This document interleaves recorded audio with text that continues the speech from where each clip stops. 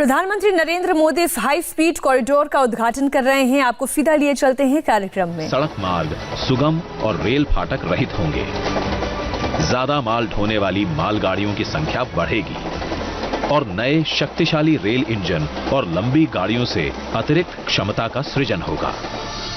आज प्रधानमंत्री श्री नरेंद्र मोदी जी करने जा रहे हैं ईस्टर्न डेडिकेटेड फ्रेट कॉरिडोर के न्यू भावपुर न्यू खुर्जा खंड को देश को समर्पित। ऑपरेशनल कंट्रोल सेंटर का शुभारंभ एवं इस खंड पर मालगाड़ी को हरी झंडी दिखाकर रवाना। माननीय प्रधानमंत्री जी से अनुरोध करता हूं कि न्यू खुर्जा से न्यू भावपुर के बीच नवनिर्मित 351 किलोमीटर लंबे डेडिकेटेड फ्रेट कॉरिडोर खंड का तथा प्रयागराज में डेडिकेटेड फ्रेट कॉरिडोर के संचालन के लिए अत्याधुनिक नवनिर्मित कंट्रोल भवन का लोकार्पण अपने कर कमलों द्वारा रिमोट का बटन दबाकर करें। माननीय प्रधानमंत्री जी।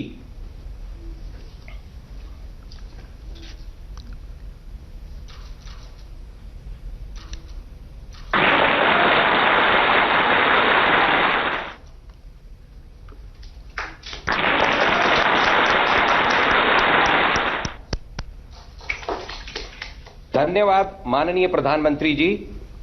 माननीय प्रधानमंत्री जी से पुनः सादर अनुरोध कि भारतवर्ष की प्रथम 1.5 किलोमीटर लंबी लॉन्ग हॉल मालगाड़ियों का न्यू भावपुर एवं न्यू खुर्जा स्टेशनों से हरी झंडी दिखाकर शुभारंभ करें। माननीय प्रधानमंत्री जी।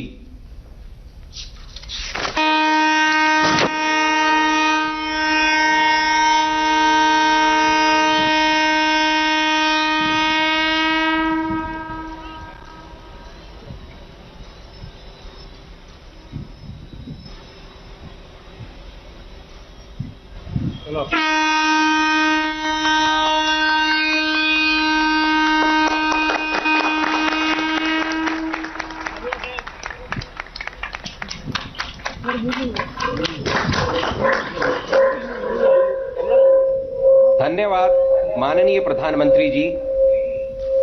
माननीय प्रधानमंत्री जी से सादर निवेदन है कि इस अवसर पर प्रेरक संबोधन से हम सभी का मार्गदर्शन करें। माननीय प्रधानमंत्री जी। उत्तर प्रदेश की राज्यपाल श्रीमती आनंदीबेन पटेल, मुख्यमंत्री श्रीमान योगी आदित्यनाथ जी,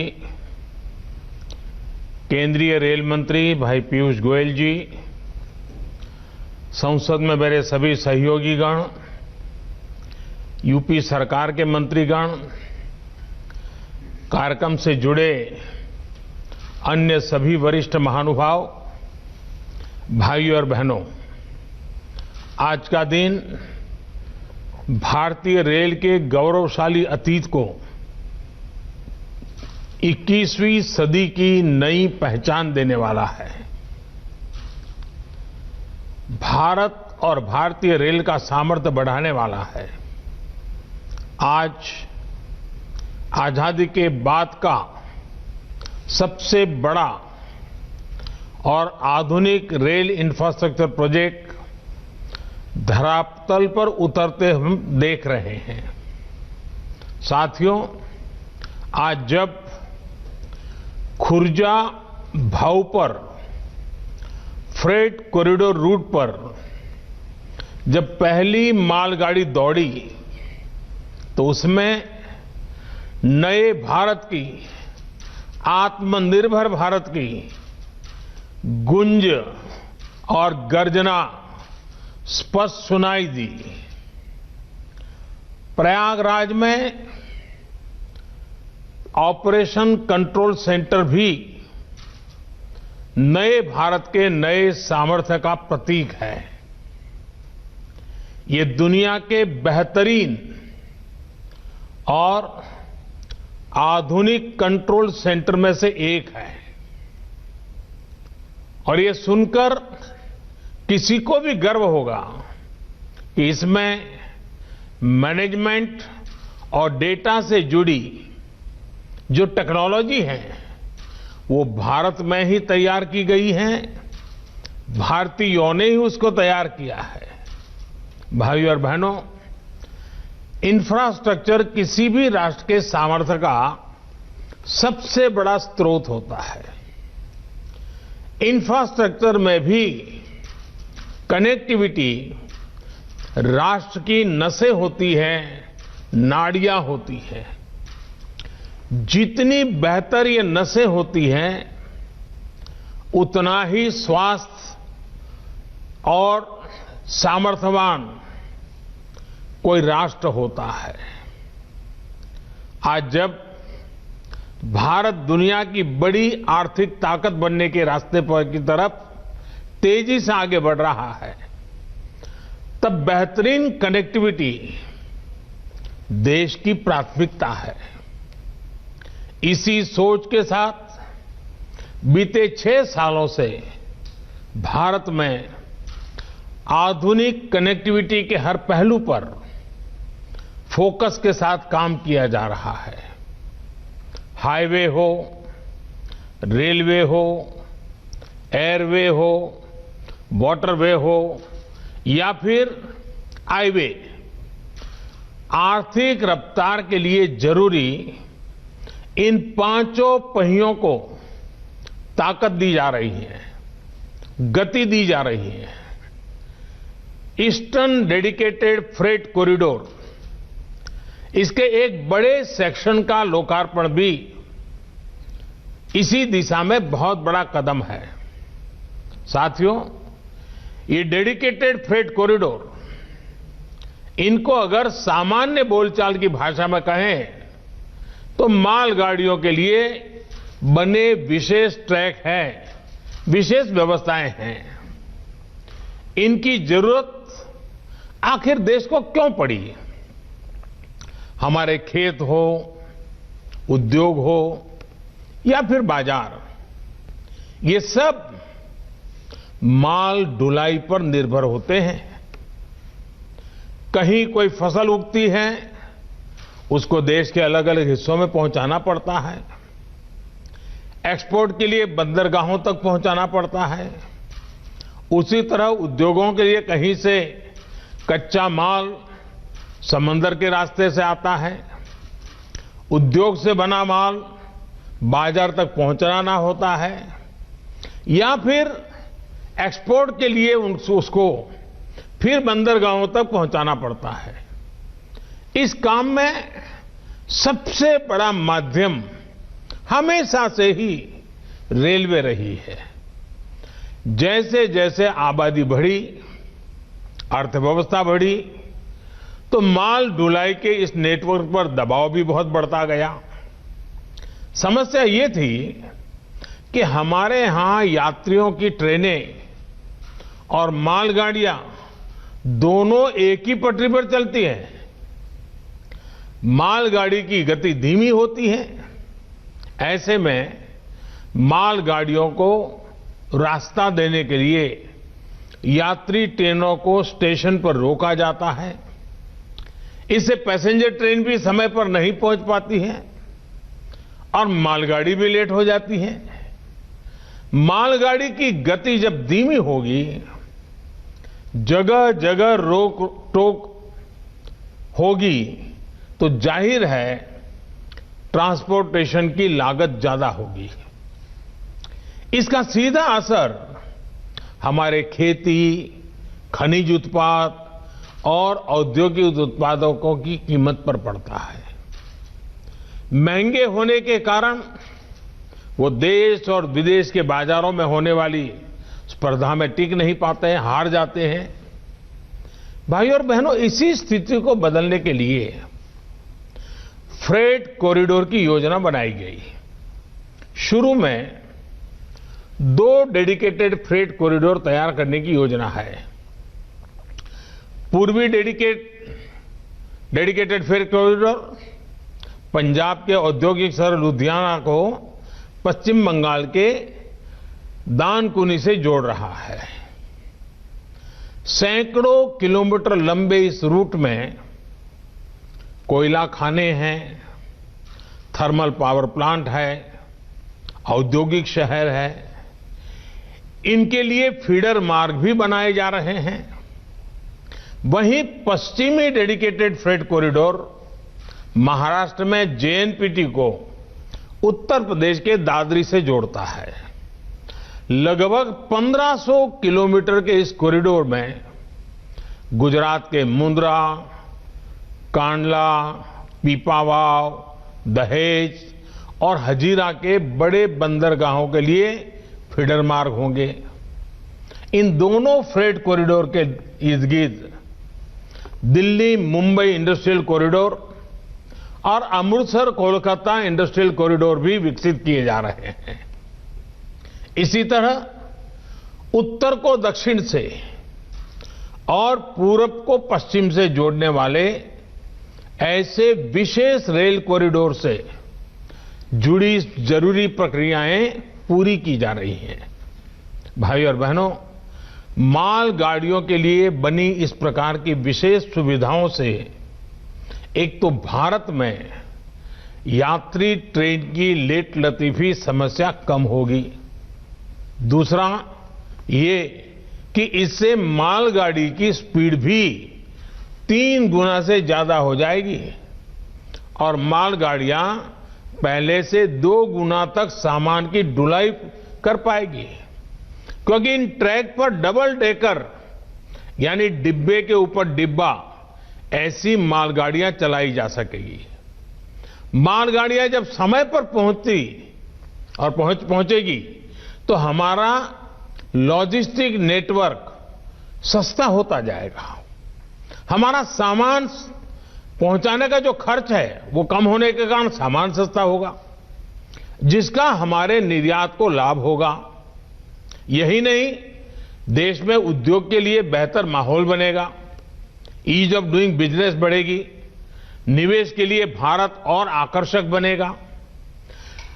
देश में रोजगार के, स्वरोजगार के अनेक नए अवसर भी तैयार होंगे। साथियों, ये फ्रेट कॉरिडोर आत्मनिर्भर भारत के बहुत बड़े माध्यम बनेंगे। उद्योग हो, व्यापार कारोबार हो, किसान हो या फिर कंज्यूमर, हर किसी को इनका लाभ मिलने वाला है।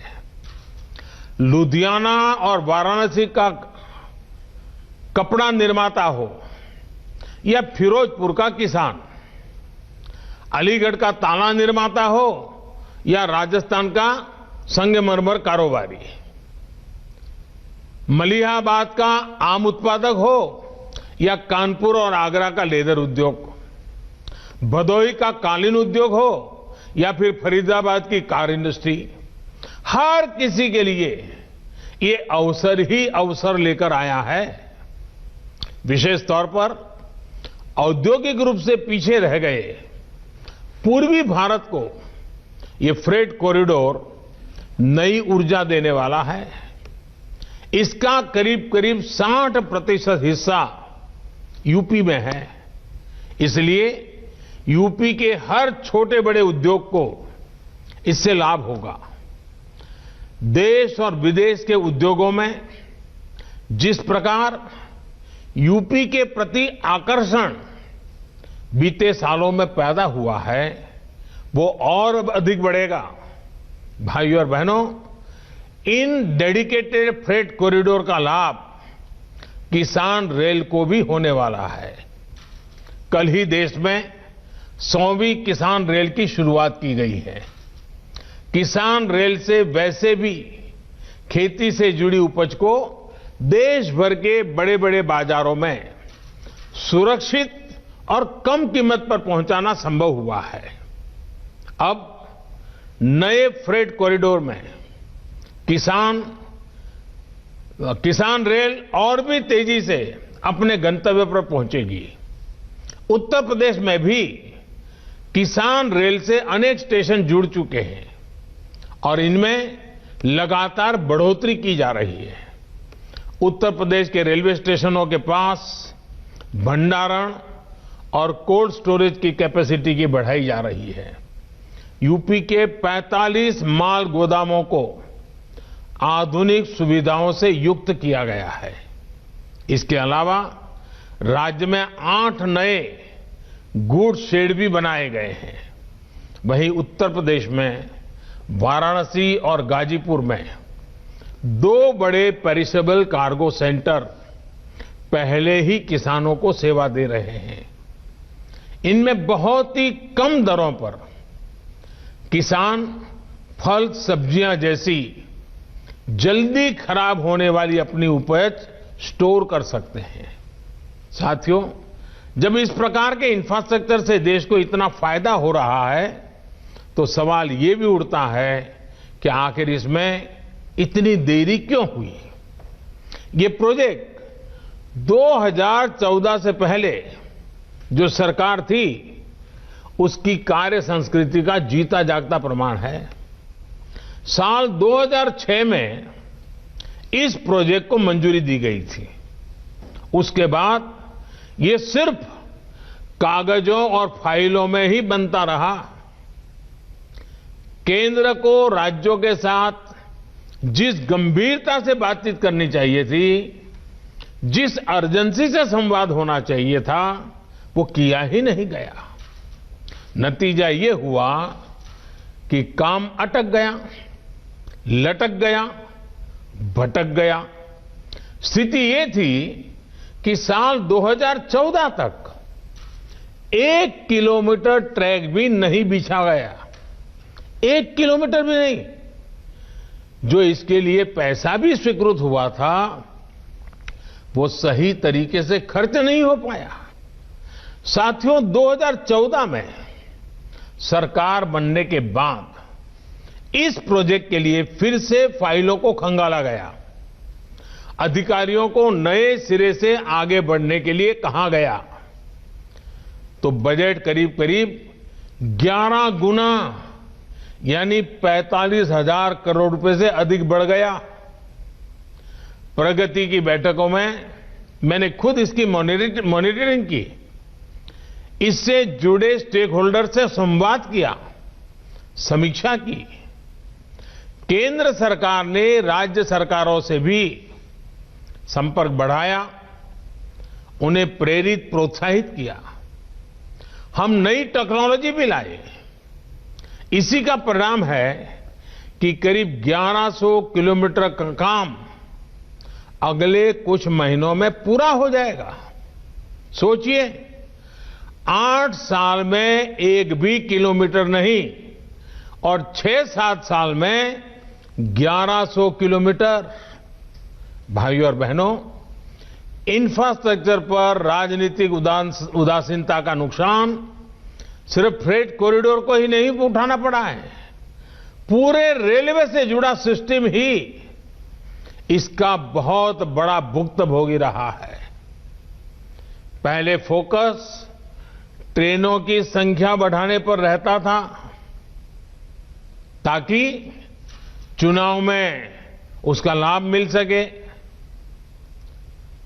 लेकिन जिस पटरियों पर ट्रेन को चलाना था उन पर निवेश ही नहीं किया जाता था। रेल नेटवर्क के आधुनिकीकरण को लेकर वो गंभीरता ही नहीं थी। हमारी ट्रेनों की स्पीड बहुत कम थी और पूरा नेटवर्क जानलेवा मानव रहित फाटकों से भरा हुआ था। साथियों, हमने 2014 के बाद इस कार्यशैली को बदला, इस सोच को बदला। अलग से रेल बजट की व्यवस्था को खत्म करते हुए हमने ऐलान करके भूल जाने वाली राजनीति को बदला। हमने रेल ट्रैक पर निवेश किया, रेलवे नेटवर्क को हजारों मानव रहित फाटकों से मुक्त किया, रेलवे ट्रैक को तेज गति से चलने वाली ट्रेनों के लिए तैयार किया, रेलवे नेटवर्क के चौड़ीकरण और बिजलीकरण दोनों पर फोकस किया। आज वंदे भारत एक्सप्रेस जैसी सेमी हाई स्पीड ट्रेन भी चल रही है और भारतीय रेल पहले से कहीं अधिक सुरक्षित भी हुई है। साथियों, बीते सालों में रेलवे में हर स्तर पर रिफॉर्म्स किए गए हैं। रेलवे में स्वच्छता हो, बेहतर खाना पीना हो या फिर दूसरी सुविधाएं, फर्क आज साफ नजर आता है।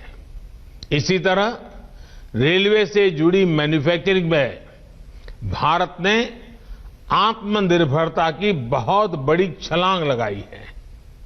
भारत आधुनिक ट्रेनों का निर्माण अब अपने लिए भी कर रहा है और निर्यात भी कर रहा है। यूपी की ही बात करें तो वाराणसी स्थित लोकोमोटिव वर्क्स भारत में इलेक्ट्रिक इंजन बनाने वाला बड़ा सेंटर बन रहा है। रायबरेली की मॉडर्न कोच फैक्ट्री को भी बीते 6 सालों में डेंटिंग पेंटिंग की भूमिका से हम बाहर निकाल कर लाए हैं। यहां अब तक 5,000 से ज्यादा नए रेलवे कोच बन चुके हैं। यहां बनने वाले रेल कोच अब विदेशों को भी निर्यात किए जा रहे हैं। भाइयों और बहनों, हमारे अतीत के अनुभव बताते हैं कि देश के इंफ्रास्ट्रक्चर के विकास को राजनीति से दूर रखा जाना चाहिए। देश का इंफ्रास्ट्रक्चर किसी दल की विचारधारा का नहीं, देश के विकास का मार्ग होता है। ये 5 साल की पॉलिटिक्स का नहीं, बल्कि आने वाली अनेकों पीढ़ियों को लाभ देने वाला मिशन है। राजनीतिक दलों को अगर स्पर्धा करनी ही है तो इंफ्रास्ट्रक्चर की क्वालिटी में स्पर्धा हो, स्पीड में स्पर्धा हो, स्केल को लेकर के स्पर्धा हो। मैं यहां एक और मानसिकता का भी जिक्र करना जरूरी समझता हूं, जो अक्सर हम प्रदर्शनों और आंदोलनों के दौरान देखते हैं। ये मानसिकता देश के इंफ्रास्ट्रक्चर को, देश की संपत्ति को नुकसान पहुंचाने की है। हमें याद रखना चाहिए कि इंफ्रास्ट्रक्चर, ये संपत्ति किसी नेता की, किसी दल की, किसी सरकार की नहीं है। ये संपत्ति देश की है, ये संपत्ति आपकी है, देश के नागरिकों की है। हमारे हर गरीब का, हर करदाता का, मध्यम वर्ग का, समाज के हर वर्ग का इसके पीछे पसीना लगा हुआ है, उसका पैसा लगा हुआ है। गरीब ने अपने पेट काट करके पैसा दिया है, तब सब बनता है। इसको लगने वाली हर चोट देश के गरीब, देश के सामान्य जन को चोट है। इसलिए अपना लोकतांत्रिक अधिकार जताते हुए हमें अपने राष्ट्रीय दायित्व को भी नहीं भूलना चाहिए। साथियों, जिस रेलवे को अक्सर निशाना बनाया जाता है, वो किस सेवा भाव से मुश्किल परिस्थितियों में भी देश के काम आती है, ये कोरोना काल में दिखा है। मुश्किल में फंसे श्रमिकों को अपने गांव तक पहुंचाना हो, दवा और राशन को देश के कोने कोने तक ले जाना हो, या फिर चलते फिरते कोरोना अस्पताल जैसी सुविधा देना हो, रेलवे के पूरे नेटवर्क का, सभी कर्मचारियों का ये सेवा भाव देश हमेशा याद रखेगा।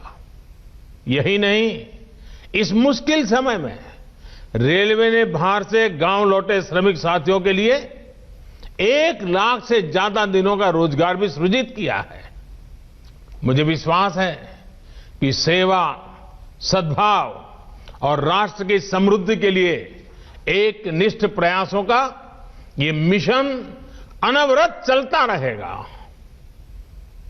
एक बार फिर यूपी सहित देश के तमाम राज्यों को फ्रेट कॉरिडोर की नई सुविधा के लिए अनेक अनेक शुभकामनाएं देता हूं और रेलवे के सभी साथियों को भी शुभकामनाएं देने के साथ साथ उनसे भी आग्रह करूंगा कि इस फ्रेट कॉरिडोर का आगे का काम भी हमें तेज गति से चलाना है। 2014 के बाद जो गति हम लाए थे, आने वाले दिनों में उससे भी ज्यादा गति लानी है उसलिए मेरे रेलवे के सारे साथी जरूर देश की आशा अपेक्षा पूरी करेंगे। इस विश्वास के साथ आप सबको बहुत बहुत बधाई, बहुत बहुत धन्यवाद। तो प्रधानमंत्री नरेंद्र मोदी को आप सुन रहे थे। आपको बता दें कि पीएम मोदी ने आज मालगाड़ी के लिए स्पेशल रेल ट्रैक यानी कि डेडिकेटेड फ्रेट कॉरिडोर का उद्घाटन किया। फिलहाल हम रुक रहे हैं एक छोटे से ब्रेक के लिए। नए साल से पहले कैसे कोरोना का नया खतरा आया बताएंगे आपको ब्रेक के बाद।